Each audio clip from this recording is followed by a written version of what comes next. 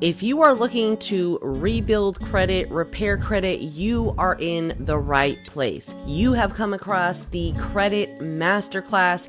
This is the final episode of the playlist where I'm going to be covering all of the bonus information. So make sure that you have watched all of the episodes in the Credit Masterclass playlist because I am covering everything that you need to know about credit repair, how to repair your credit, how to build credit, how to leverage credit so that way you can build a strong credit profile and get better funding in the future. So let's go ahead and get started.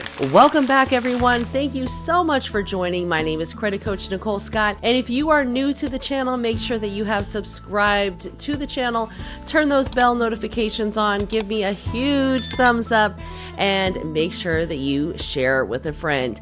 This is the final and 7th episode of the Credit Masterclass where I am covering everything that you need to know about personal credit, building credit, repairing your credit, so that way you can build up a strong credit profile with grade A credit trade lines and get you the bigger bag in the future.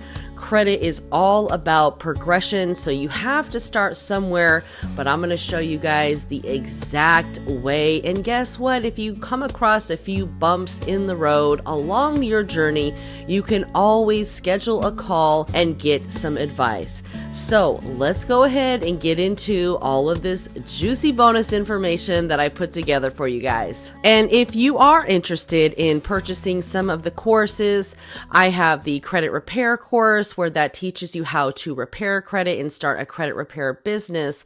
We have the business credit course teaching you all about business credit. We have the Turo course teaching you how to start a rental car business using Turo. And last but not least, we have our new funding course where we have a ton of videos on how to get funding, about banks. So the new funding course is called Banks, Funding, and More. We talk about credit card stacking, and we have all of the slideshows for the presentation. So if you've seen a video of mine in the past and you want access to the slideshow, all of the slideshows are going to be in the funding course. So let's go ahead and get into the nitty gritty of the DIY credit repair. Now, I always tell people you are by far the best person for the job because you know what's up on your credit report. You are able to call into the credit bureaus and you are able to take action daily. You can schedule a call with me. We can put together a game plan and you can take action, my friend. So for $35, you can schedule a 15-minute call with me. At least that's the price right now. I have been really booked and busy lately, so of course my prices will be going up soon, but I try to keep it affordable for you guys so that way you can call as needed and get the help. Now that is for a 15-minute window of phone time only. Anything beyond that is simply, out of my heart and love for helping people. So let's go ahead and get into it. For DIY credit repair, how do certain negative items affect you? Now this is a very common question that I get from a lot of people, and basically there are two accounts that we want to keep an eye out for. Those are charge-offs and collections. Charge-offs are the original creditor that is still reporting a balance and attempting to collect on the alleged debt. And then there are third-party collection companies, which can either be a debt collection company or which is either going to be a junk debt collection company or a debt collector, which collects on behalf of another company. Usually that's for utilities and medical bills, things of that nature. And then you'll have the junk debt buyers that buy junk debt from banks and financial institutions that sell them off once they've charged them off from their books. Generally, people like to think that the inquiries, it's what's holding someone back, but unfortunately, the inquiries are just a very small fraction of the pie. So inquiries are important, no doubt about that. Excessive inquiries can certainly get you denied, but if you have several inquiries from accounts that you got approved for, that's probably not the reason that you are getting declined. There are a number of reasons why people get declined. Usually it has to do with the amount of balances that are on your credit card. So best rule of thumb, make sure that you have zeroed out all of your credit cards or try to only have a balance on one credit card, which is the highest limit, so it affects your credit utilization the less, and then apply. But you want to make sure that everything has updated to the credit reports before you just apply, okay? Now, if you've pulled your credit report and you're still seeing a balance, that means that whoever else pulls your credit report is going to see a balance as well. So we want to make sure that once we've paid that account, we allow enough time to pass for that to update to zero before we actually apply, okay? The more accounts that you can have at a zero balance, the better of an opportunity you are at getting approved. We do not want to use and abuse our credit cards. We want to really just use them as decoration and leverage them to the best of our ability. When I say leverage them, I'm meaning we want to buy properties, we want to buy assets, money-making assets, and then we want to use our personal credit to build business credit so that way we can, again, create multiple streams of income by leveraging credit. Credit is not meant to be used and abused by your shopping habits or your luxury lifestyle that you simply can't afford. Let's just be honest here. Credit is a luxury lifestyle, but you have to learn how to be able to manage and maintain it in order for you to have true success. Late payments are the number one reason that most people do not have at least a 700 credit score. Late payments are 35% of your credit score, and even one 30-day late payment can drop your credit score up to 100 points. It's the fastest way to take a nosedive. And unfortunately, if you were to get it corrected, you're not going to gain the same amount of points back. Now, a lot of people have come to me and said, hey, I saw a video on YouTube where late payments were reported. They said that they were illegal. This person was saying that late payments reported on the credit report are illegal. Now, I'm not a lawyer and I don't give legal advice, but if in fact late payments were illegal to be reported to our credit report, they would not be there in the first place. So I believe if you want to get a real lawyer's opinion on such, you would want to consult with a licensed legal professional that is in your state. Because last time I checked, I could not find a law that specified that late payments were illegal to be reported. However, I did find a law that was included in the Fair Credit Reporting Act that said banks and financial institutions must report 100% accurate and true valid data to the credit reporting agencies, and if they are not, then we must correct it. If you were in fact 30 days late, that is a valid remark that they can report to the credit bureaus. We want to try to avoid any sort of late payment because, my friends, let me tell you, it is the fastest way to take a nosedive. I have been helping someone for quite a while with their credit. We finally got them into the 700 club. Yes, praise the Lord. But then they got a late payment. So it took a nosedive, over 100 points. So I wanted to cry for them. My heart broke into a million pieces. Please, my friends, set up auto pay so you can avoid any sort of late payment. Collection accounts. Collection accounts, you must understand there are several different types of collection accounts. Primarily, we are going to see two different types of collection accounts on our credit report. Number one is the debt collectors. Those are generally collection companies that are collecting a debt on behalf of a service provider, usually a phone company, cell phone, or a medical provider, but they do not own the debt. They are just hired by the company, which is their client, to collect on this past due alleged amount.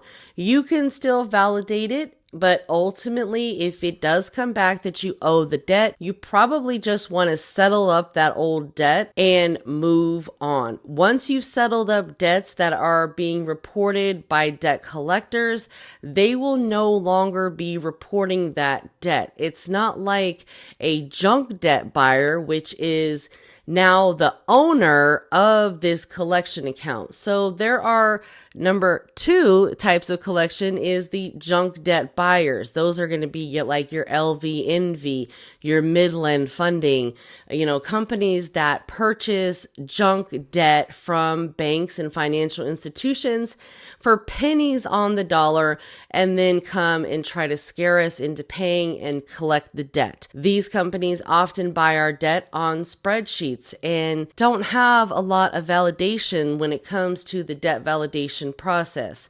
Now, any sort of third-party collection company must follow the Fair Debt Collection Practice Act. If they violate this act, they can be in big trouble, but that doesn't alleviate you from owing the debt. So, my friends, what I would greatly recommend to you guys is that you validate this alleged debt first. Go through the process of the validation, requesting the contract, requesting any proof that this was you that opened up the account. And if they are able to validate the account and it was you, you can still challenge it or you can settle it, whatever works best for you. Now, many people have gone through the dispute process and guess what? They won. They did not have to pay the debt, but every situation and story is different. So you really need to do what's going to be best fit for your goals, your timing, and everything that you have going on. If you have questions, you can always book a call with me so that way we can discuss what's going to be best fit for your timeline, your budget, and your whole situation. Bankruptcies. Bankruptcies can continue to report on your credit report for 7 to 10 years. So that's why I always tell people, if you can avoid bankruptcy, avoid it. Because even though it is some people's saving grace, there's good and bad that come along with it. And like I said prior, I'm not a legal advice attorney. I don't give legal help. I just give information based on real life situations and, just data points in general. So when it comes to a bankruptcy, these are going to be listed under your public records. There's either going to be the Chapter 7 or the Chapter 13.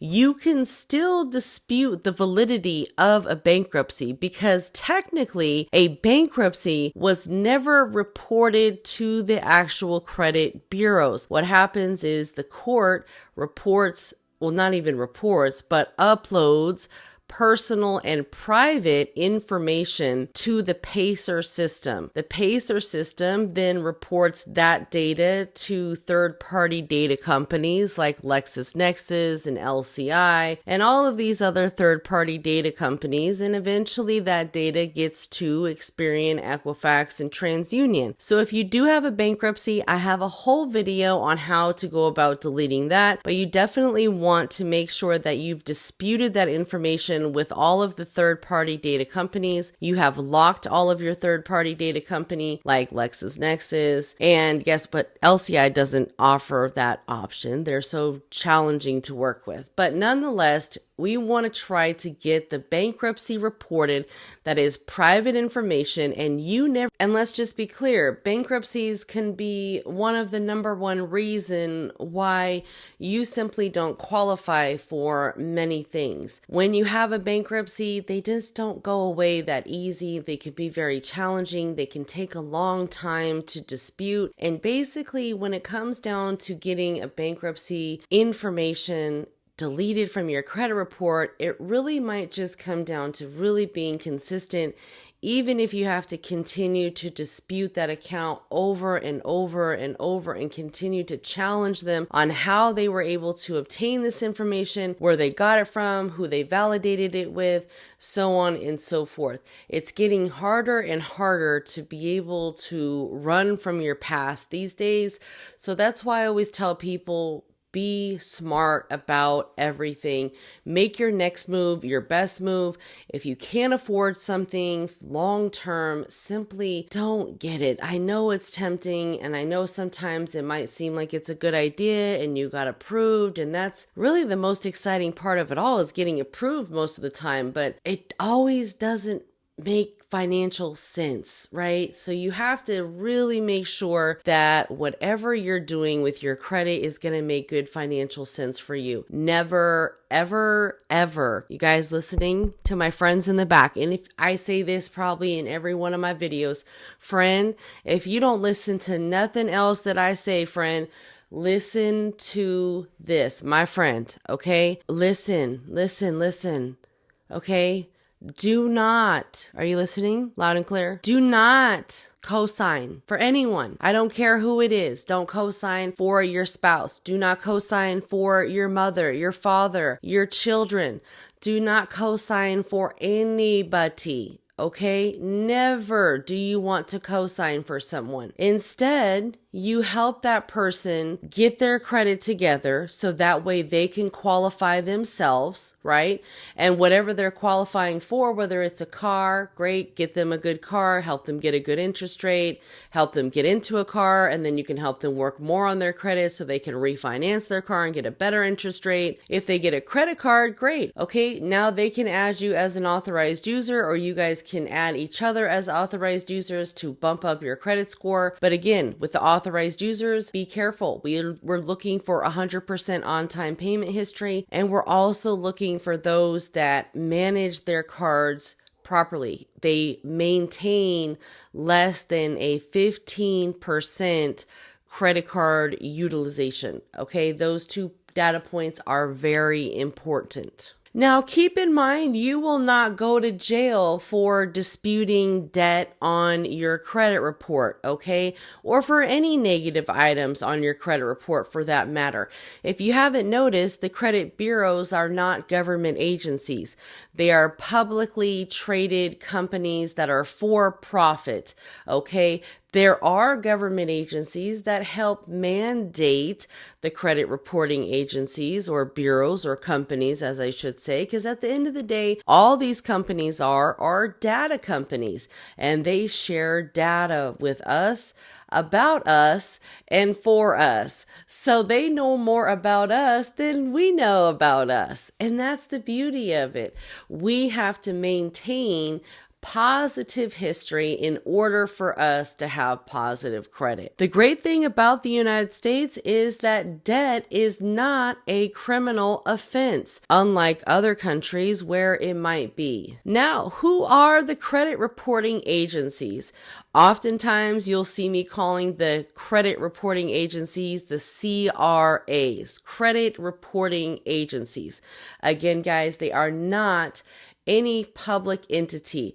They are publicly traded for-profit companies. They are... Now, here's a little history about Experian. So Experian is a public owned company. They are owned by a UK company called the Great Universal Stores Limited, now known as GUS. And Experian is publicly held on the London Stock Exchange in the UK as EXPN. Equifax is public at NYSE, Equifax.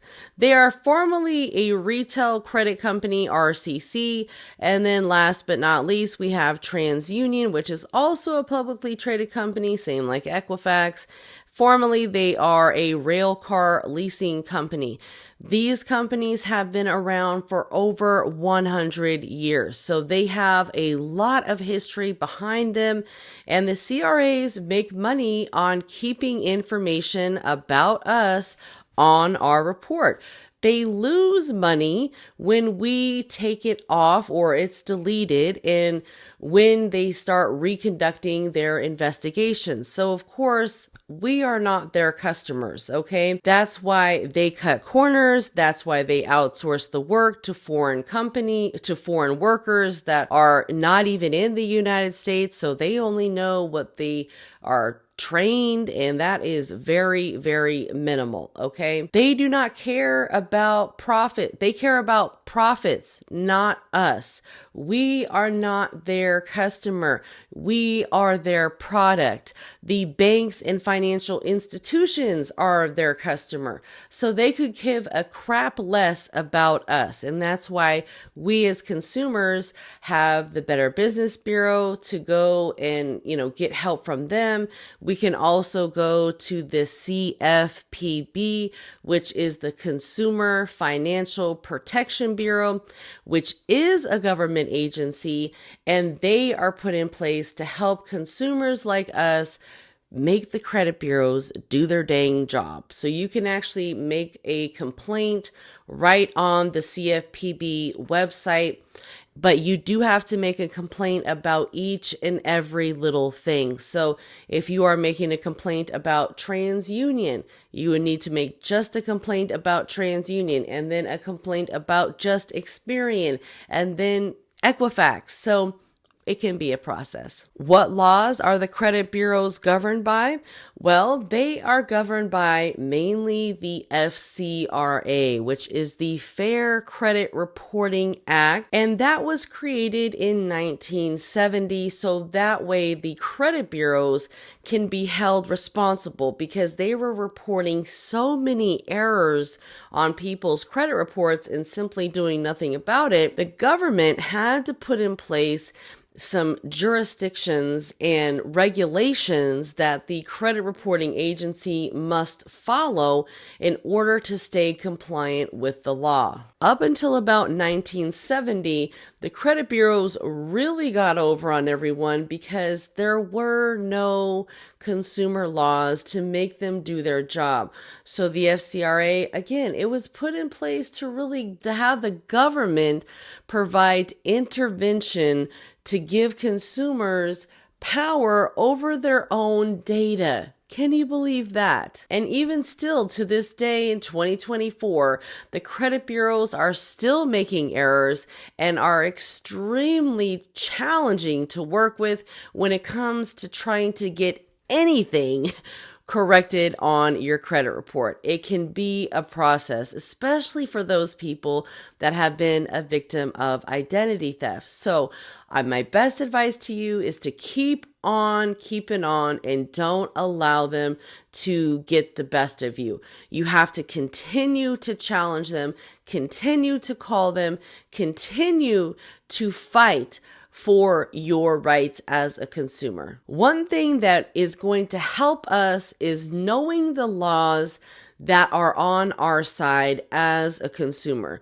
There are laws in effect that will help protect us as a consumer, and sometimes it really just takes us being educated to let them know, hey, I'm not just some person that you're going to be kicking to the curb. I know my rights as a consumer.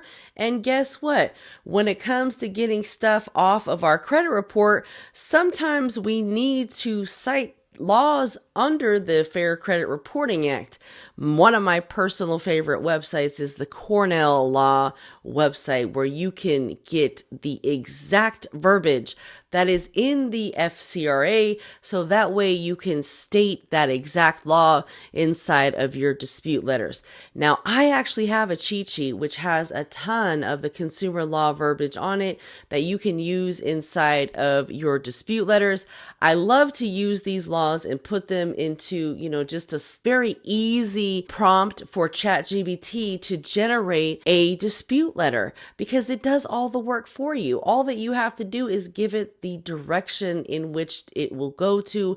You can take and pick from the letter what you will, and maybe you need to insert more of the law because ChatGPT shortened it up. You just copy from the Cornell Law website and paste it right into your dispute letters, so that way you can send it to the credit bureaus and then you can follow up with a phone call to them.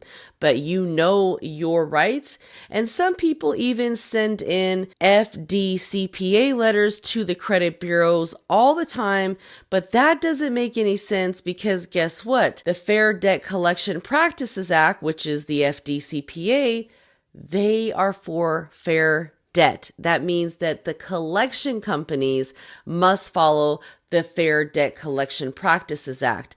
The credit bureaus, on the other hand, don't really have much to do with that. So they want you to deal with them if you have an issue with them, which makes sense. So you have to know where to go with what laws. What's the main thing we're using to dispute negative items from our credit report? We want to try to keep it simple. I always use the KISS method, KISS. Keep it super simple. Everyone might have their own variation for it, but that's mine. And we are just going to be disputing the completeness and accuracy of the items listed on our credit report. Again, we're keeping it super simple.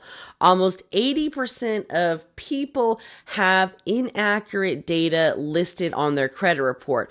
And that's why I always recommend that if you are working on your credit report, you get a copy of your MyScore IQ, because that's going to give you all three credit bureaus side by side, so you can easily highlight and point out the inaccuracies or inconsistent data that is reporting on your credit report. Because again, the data that is on your credit report reported to each credit bureau must be 100% accurate. Meaning if there is one piece of data on one bureau and another piece of data on another bureau, obviously that is conflicting information, because there can only be one accurate answer. Now, the credit bureaus are going to have 30 days to respond to your dispute. It could take up to 45 days, but this solution is also something that you have to consider. Credit bureaus have 30 days to respond to your dispute. Solutions can take months due to this. The eOscar is what the CRAs use to manage disputes, which is a computer system, an online solution for complete and accurate reporting. The CRA sends the ACDV form, which is made up of codes, and that is sent to the data furnishers for efficiency. So the only type of communication that actually happens between the credit bureau and the credit reporting agency. So the only type of communication that happens between the credit bureau and the creditor is through this electronic eOscar system. They do not make any sort of outbound phone calls. They do not mail anything. All of the communication is done electronically right there through the eOscar system. Once the data is sent over to the data furnisher, they are supposed to investigate the matter on their end and then send the credit reporting agency their results. Then the credit reporting agency is supposed to do their own reinvestigation to make sure the information is accurate, but oftentimes they simply don't. One piece of important information is do not send in more dispute letters just because the bureau has not responded in 30 days. Sending more letters in actually restarts that 30-day time frame. And they can take and extend that time frame as needed. So sometimes the bureaus can actually extend that out to 45 to 60 days because they need more time to investigate the matter. The only type of information that I would send in would be supporting documentation, which generally you can upload to the credit bureaus. So if you did have any sort of supporting documents that can help your claim, like a police report if you were a victim of identity theft, or something that can help support your claim so they can investigate and delete this information that is invalid off of your report, obviously that's going to be better for you. But don't just keep on sending them letters and backdating the letters, because That's just simply not needed. Send the dispute in. You can always call to verify that they have it under dispute. They are in the process of their investigation, and you can confirm where it would be best to submit any forms of supporting documentation, because you can let them know, hey, I found a few things that are going to help you in deleting these from my credit report. If after any reinvestigation, any information that is found to be inaccurate, incomplete, or can't be verified, the credit reporting agency must delete or modify the information from the consumer's file. Now, per the Fair Credit Reporting Act, 15 USC 1681I, which is the procedure in case of disputed accuracy. Now, when we are advising them of the outcome that we desire, obviously the outcome that we want is for them to delete the account from our credit profile. The only time that we would really want them to update it is if we had some sort of one-off late payment and we are just asking them to update it to paid as agreed. Anything else, it's probably better that we just get the entire account deleted. So instead of them modifying the account, that's why we let them know that we want them to delete the account. So that way we let them say that they are reinvestigating it, and then we catch them in a lie, which is a violation of our consumer rights. You can also use 15 USC 1681N, which is the civil liability for willful noncompliance. And this is exactly what tons of consumers sue the credit bureaus for every single year. In fact, the credit bureaus actually have a budget because they get sued so much in court. They cannot keep an account if it's inaccurate and claimed it was accurate. They failed to conduct a reasonable investigation, and they failed to verify the information. We never want to show our cards too early. We always want to have some backup ammunition and let them violate the law so that way we can start to build a case around it. This is usually going to be a multi-month process, but don't give up. Keep record of everything and make sure that you stay on their neck. Getting paid for violations. It's easier than what you might think. It doesn't mean that it will make any sort of debt go away, but there are a ton of violations that the credit bureaus are doing on a daily basis. You would be amazed. But let's say mainly the FCRA violations that you get paid out for actually come from the creditors. This is the easiest method, which is arbitration. You can still go after the credit reporting agencies, but that's the small claims court, and you and the furnisher have the arbitration. When it comes to the creditors and the debt collectors, usually you can charge them $1,000 per violation. So if they have called you outside of the hours, or if they have called you more than 7 times in a 7-day period, if you've sent them a cease and desist and they continue to harass you, you can sue them for all of these type of violations. You just need to document each of the violations. I'm going to leave a link below for some of the helpful tools that you can use when it comes to the FDCPA to find out if a collection agency has truly validated or truly violated your rights, and you would be entitled to some sort of damage because they violated. Secondary bureaus. Secondary bureaus are very important for you to understand, and just know that they are data reporting agencies. Very similar to Experian, Equifax, and TransUnion, they're just not the 3 major credit reporting agencies. But there are a ton of small third-party data reporting companies like LexisNexis, Innovis, ARS. You can actually freeze these during the repair process, so that way the main credit reporting agencies can't go to them and try to cut corners and try to validate things. We're not asking them to go and validate it with their buddies. We're asking them go through the process and conduct a reasonable investigation. You definitely want to make sure that you keep all the documentation when you do freeze these, because after the repair process, you're going to want to unfreeze them, because it could lead to insurance companies and different creditors, or, I would say service providers, not being able to verify your identity. This is exactly what happened to me. I had my LexisNexis frozen, and guess what? I went and applied for auto insurance and they weren't able to validate me. So I actually had to unfreeze my LexisNexis, let them run it, and then everything was fine and dandy.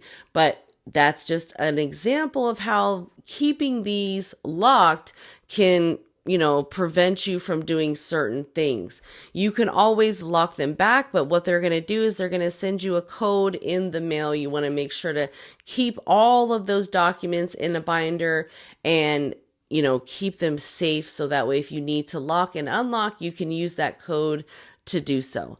You can also dispute the information that is listed with these third parties directly with them. So if you see information that's listed with LexisNexis that's not accurate, guess what? They are a data reporting agency just like the credit bureaus. So they as well have to follow the Fair Credit Reporting Act, and they must report 100% accurate and valid data about you as well. And if you feel like they have inaccurate or fraudulent data listed, you can dispute it directly with them. What does the timeline for do-it-yourself credit repair look like? And in short, it looks different for everyone. So what that means is you want to clean up your personal information first. Okay, make sure you only have one address, one name variation, and when you do complete credit applications, make sure you are using that same name and address. Okay, if you are using a middle initial, make sure you use that middle initial every time you apply. You do not need to use a middle initial, so I recommend just doing a first and last name. Again, we just want to keep it simple. But if you are using DR for drive, continue to use that same variation on every single credit application, because that's how your personal information ends up on your credit report, is from all of the credit applications that you put in. So here's what the timeline looks like. First, we want to go ahead and clean up our personal information. We want to apply for no credit check items to build up our foundation, okay? Then we want to freeze our secondary bureaus as needed. If it's not necessary for you because you only have a few things, then you can just bypass this step. If you feel it's necessary because there's a whole crap ton of stuff that you have going on, then I recommend going ahead and freezing those secondary bureaus. I do have an entire list of all of the secondary bureaus inside of the credit course. Next, you want to go ahead and send a letter disputing the completeness and the accuracy of an account and request that they conduct an investigation. Again, you want to keep it extremely simple.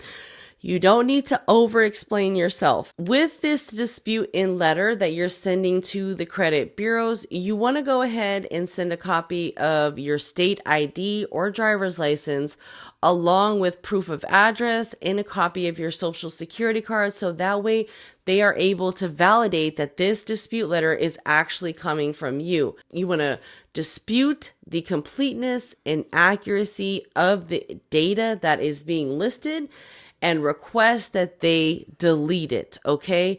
You want to, if you have negative items, it's just best that you ask them to delete the item versus update it, because we don't want them to update it. Generally, they don't update-ish, so it's just not worth it. While you're disputing with the credit reporting agencies, you also want to send a verification, validation request to the creditor. In this letter, you can request an information letter to give the creditor a 1099-C, basically requesting that if you did have a debt, for them to validate it.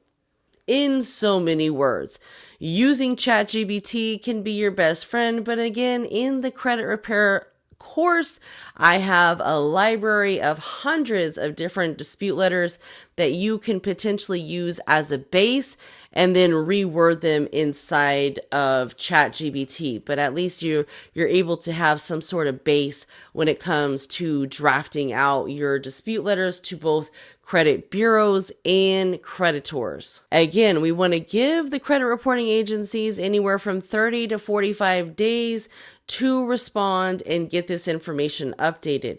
You can also call them to follow up, but you do not want to send in additional written disputes until those current disputes are completed, or if you had any sort of additional supporting documentation. I recommend sending all of the supporting documentation in together, so that way when you do send your dispute letters into the credit reporting agencies, if you have been a victim of identity theft or anything like that, you send in a police report, an FTC report, a truth affidavit, an ID theft affidavit, whatever you need to do. But if you have been a victim of identity theft, I highly recommend that you send in an ID theft affidavit notarized, okay? Go to your local UPS store and get that bad boy notarized. A fast opportunity for deletion is if the furnisher lags on the time frame, okay? Now, when they come back with a letter saying that it's accurate, either from the credit reporting agency or the creditor, you want to send them a letter with your evidence proving that it is not. Claim that they did not have a proper reinvestigation conducted, and ask them what their evidence is for verification, and also advise them that they have 15 days to give you that verification. They likely will remove it at this point on their own because they simply don't have any sort of proof or anything that they can send you to show the process in which they use to validate this data. Let's just be honest. They don't make outbound phone calls. They don't send mail.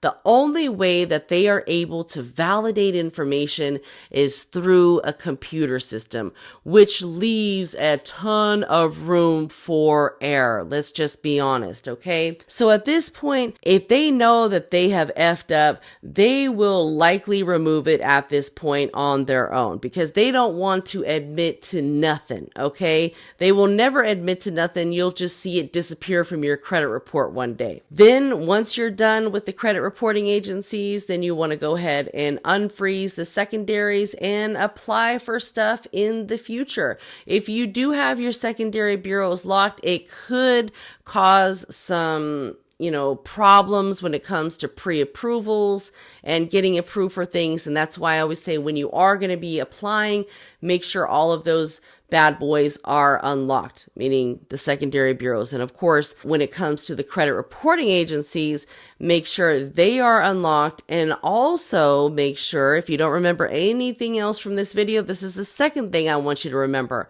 Look at your consumer statement on your credit report. If you have any sort of consumer statement listed on your credit report, you want to get that removed, okay? Get it out of here. You can call the credit reporting bureaus, Experian, Equifax, or TransUnion, and ask them to remove your consumer statement.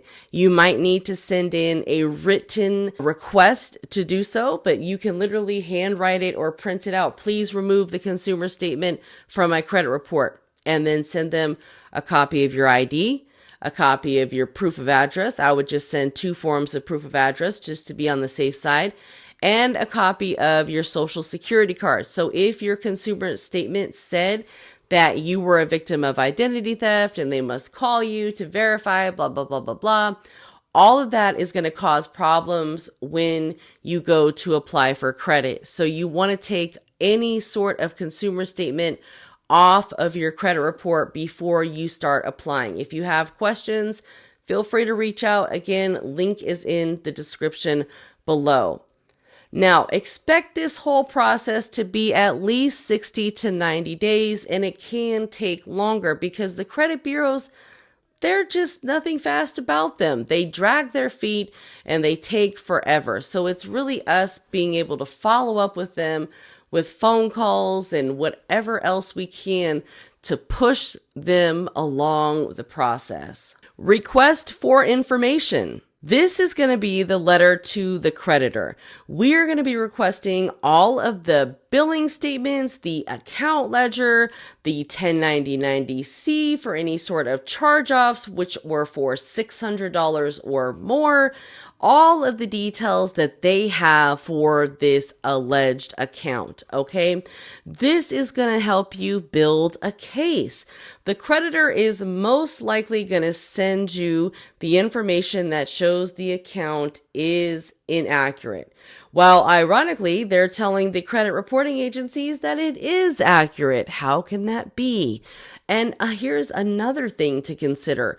Super old accounts that are older than 4 years, a lot of companies cache their records every 2 to 4 years. So they have to go and archive this stuff in back information. So sometimes it can take a long time. They might delete the account initially, and then while they are continuing their investigation, they are able to validate it. So you'll see it pop back up on your credit report. We don't want that to happen. So that's why it's important for us to go through this entire process so they're not able to re-report that. It's going to be blocked from our credit. Okay. So the creditor is most likely going to tell you that the account is accurate in 1 to 2 months after disputing it. And you will have to prove otherwise. Okay.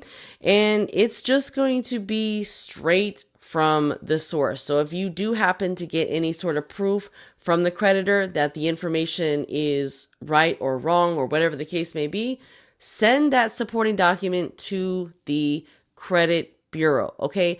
Oftentimes, what the credit bureau tells me and my clients is, well, if you have proof from the creditor, just send it to us. Do you hear what I'm saying, friend? Did you hear what they just said? They said, if you have proof from the creditor, send it to them. You ain't got to tell me twice. Well, alrighty then. We know how to get anything deleted from our credit report. I'm just saying.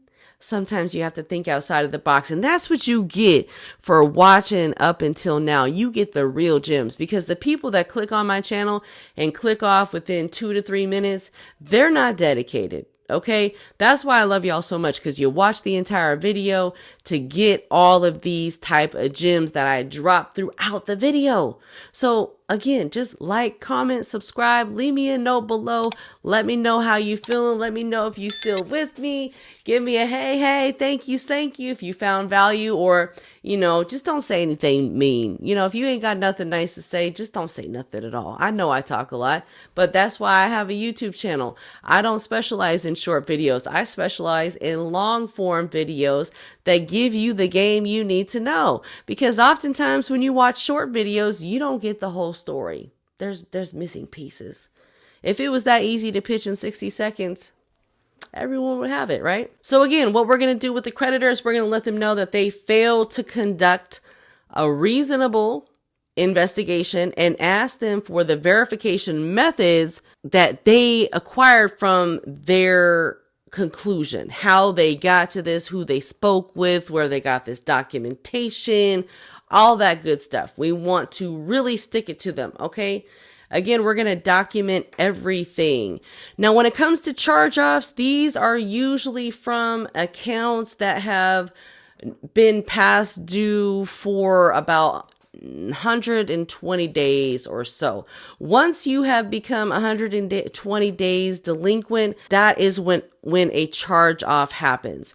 If the debt was sold to a debt collection company or a debt collector, the creditor, the original creditor that you once had that account with, they must update the balance to show that it's zero. But now this one account is going to turn into two accounts because you have the original creditor that's reporting a zero balance, but they're still reporting a charge-off collection. And then you have third-party collection company that is now reporting this as a second active charge-off collection that is reporting a balance, right? And oftentimes they got all sorts of wrong information and all that good stuff. So if the debt was sold to the debt collector, the creditor must show a zero balance on your credit report and the charged off account. A 1099-C can be filed on debt $600 or higher. So if your debt was lower, you wouldn't have this route to go. A 1099-C removal process for charge-offs, which are $600 or more, would look something like this. You would send a letter to the credit reporting agencies disputing the accuracy of the account, send a letter to the creditor requesting information on the account plus the 1099-C if applicable. So when the CRAs respond, we want to send a dispute letter to them showing the 1099-C and explain that the creditor filed it and it's no longer a valid debt that is owed. It's simple as that, okay? If it doesn't work, attack it a different way, okay? Factual disputing. Okay, that's where we're going off of the facts. That's why the 3 bureau reports are so easy because they've got all of the facts. You could take a screenshot right of that, and that's supporting documentation right there. You can circle, highlight, write on it, send a copy of your credit report to show the inaccuracies. Inquiries. Let's talk about inquiries. Now, inquiries don't really have, a connection when they first get placed on your credit report. So if you are going to be disputing inquiries from recently opened accounts, you have about a 2-week window of opportunity for you to be able to dispute that account as unauthorized before an account pops up and it ties those two accounts together. So soon as that inquiry pops up on your credit report, you want to call the credit bureaus and dispute that inquiry. All that you need to say is that this inquiry popped up on your credit report and it is unauthorized. Therefore, you request that they delete it. Okay. Now on this slideshow that I put together, of course, all of this information is in the funding course, but here, call, it almost always works, especially for Experian. Make sure that the rep does not issue a fraud alert or put any sort of consumer statement on your credit report. Just make sure that they remove the inquiry. You do not want them to freeze anything. You do not want them to put a fraud alert on your credit report. You just want them to remove the unauthorized inquiry, and you will keep an eye on it because you have credit monitoring. Here are all the numbers for the credit bureaus. First up, we've got Experian. And again, it almost always works with them. You do want to make sure that you are speaking with someone in the fraud department. So when you call Experian, you need to say, "Hi, is this the fraud department?" "Yes." "Okay, great. Here's my story. I've got an inquiry. It was unauthorized. I need it deleted." Now, there's also Equifax, which is a little bit harder to deal with. But if you feel like you're not getting anywhere with the rep, hang up, call back, and let them know, "Hey, I just got disconnected. I was speaking with someone who was just in the process of helping me get this item deleted from my credit report. I wanted to make sure everything was processed because I lost connection." Okay, that's Equifax. And then, of course, TransUnion. Now, many of you guys know that, or you may not know, and I'm here to tell you, that if you are shopping for a mortgage or an auto loan, you have a 14-day window, which is considered a shopping window, a window of opportunity where you can shop around and get as many inquiries as you possibly need, and it won't affect your credit score. Isn't that the biggest crock of shit I've ever heard? But anyways, for auto loans, we want to remove all of the different auto inquiries before that account even hits our credit report, okay? Do not attempt to remove inquiries attached to open personal accounts. So any inquiry that is not associated with any account that you have open, you can get deleted. You just need to advise the inquiry name and the inquiry date, exactly how it is listed on your credit report. Okay. So when you call in, you're going to speak to the fraud department. You are going to have all of your information ready to rock and roll. You're going to give them the inquiry name and the inquiry date, exactly how it appears on your credit report. We are going to dispute anywhere from 2 to 3 inquiries per phone call. We don't want to overdo it. So this is a process. We don't want them to just think, oh, we're just going to dispute everything because we want to clean everything up. No, don't be greedy. That's when it becomes frivolous. Okay. 2 to 3 max per phone call. Dealing with collections. I just recently recorded a podcast on the Credit Concept podcast. If you have not listened to that, I will leave a link below. I highly recommend that you listen to this podcast because I just did an episode talking about collections in dealing with them. So listen to that podcast because it's got some great information in there. But you always want to respond via mail from debt collectors, okay? That way you have a record of it. I would even recommend doing return receipt, so certified mail return receipt, so that way you have a document that they did in fact receive your response in the mail. Because you are going to get what's called a dunning letter. And if you don't respond within 30 days, they are going to assume that the debt by default belongs to you and that they can continue to report this alleged debt to the credit reporting agencies. And that's exactly what they will do. So when you are dealing with a collection letters that aren't showing up on your credit report yet, you can send them a simple letter saying that I refuse to pay this debt in so many words. Again, using ChatGPT to help generate these letters is going to be your best friend. You can always use the letters from our letter library that are inside of the credit course to help as a guide because it's so confusing dealing with all this. And sometimes you just don't know what to say and you don't know what prompts to give ChatGPT. But these, template letters will really help you. In your dispute letters to the collectors, you can use the law, the 15 USC code 1692C. You can look that up in the Cornell Law website and you can copy that verbiage into your letter to the collection agencies. They will not be able to place the collection on your report. Why? Because guess what? That would be violating the law. So you can tell them to deal with it from there. One of the laws that I like to use in my letters to the creditors is the 15 US Code 1692C. I've got that on my cheat sheet. You can plug that into the Cornell Law and use that right into your letters to the collection agencies. A credit report is a medium of contact. So if a collector is violating that by reporting something, meaning they are violating the law. So what if your collection is showing up on your credit report? If the collection is still showing up on your credit report, then you can start the regular dispute process and go through the debt validation letters. So that way you can say, hey, either prove it or remove it. It's that simple. The first thing that you want to do is you want to check if the collection company even has a license to collect in your state. You can use this website right here, which is the NMLS, consumeraccess.org. You can check the statute of limitations for debt in your state.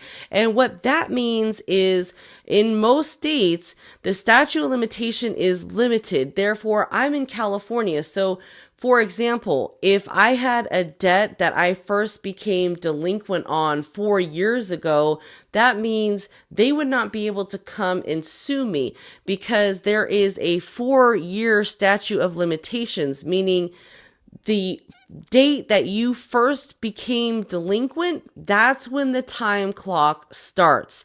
That first date of delinquency, that's when all of the timing starts.